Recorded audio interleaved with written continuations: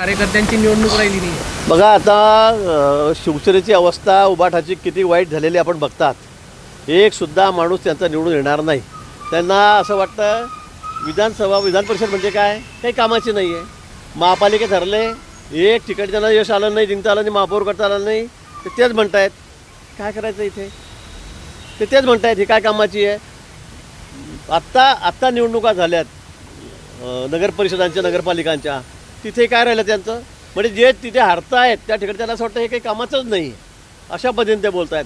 पण आता लोक स्वीकारायला तयार नाही, मतदार त्यांना स्वीकारायला तयार नाही, कुठेही त्यांना आता जागा राहिलेली नाही। इथे सुद्धा 17पैकी एकही जागा त्यांची निवडून येणार नाही आणि म्हणून मग अशी वायफाट बडबड ते करत राहत आहेत। पिंकी माळीने विदीप जाधव ज्यांना विमा कंपनी आता ते म्हणाले की हे पैशावाला तिकीट देत आहेत, त्यांना देत आहेत। आता मी शिवसेनेचा तुम्हाला इतिहास सांगू का, कोणाकोणाला तिकीट दिली यांनी आतापर्यंत, राज्यसभेवर कोणाला तिकीट दिलेत, एकत्रित कार्यकर्त्याला यांनी पाठवलं का आतापर्यंत, कोणालाच नाही।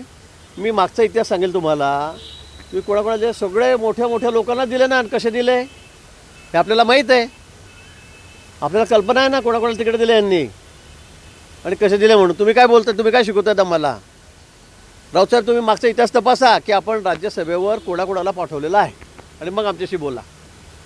संजय राऊत शिवसेना एकत्र येण्याची तयारी चाललेली आहे। संजय राऊतांचं म्हणणं आहे की मातोश्रीवर येऊन माफी मागावी आणि मग आम्ही एकत्र येण्याचं चालेल त्यांनी आपल्या मित्रपक्षांना प्रयत्न करा म्हणा तुम्ही, त्यांना शुभेच्छा आहेत आमच्या। पिंकी जाधव विदीप जाधव जे आहेत VRS त्यांचा मृत्यू झाला होता विमानाच्या अपघातामध्ये दादांच्या, त्या पिंकी माळी आणि विदीप जाधव दादांच्या अपघातात, तर त्यांना विमा कंपनीकडून अजून पण रक्कम देण्यास टाळाटाळ केली जाते, VSR कंपनीकडून पण टाळाटाळ केली मला वाटतं विमा कंपनीत आपल्याला माहीत आहे विमाचा थोडासा विषय लेंदी असतो।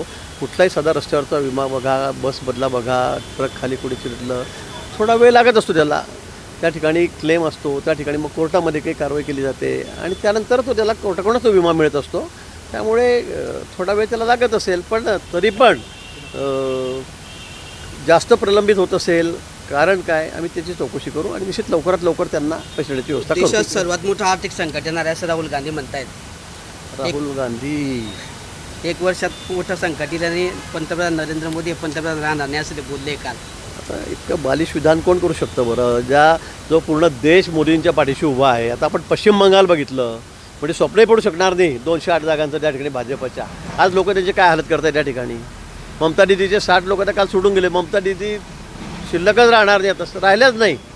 म्हणजे इतकं अनुकूल परिस्थिती आम्हाला या ठिकाणी, ते म्हणतात पंतप्रधान मोदीजी पुढच्या वर्षी राहणार नाही, म्हणजे आता यांच्या विधानावर हसावं का रडावं हे समजत नाही आम्हाला।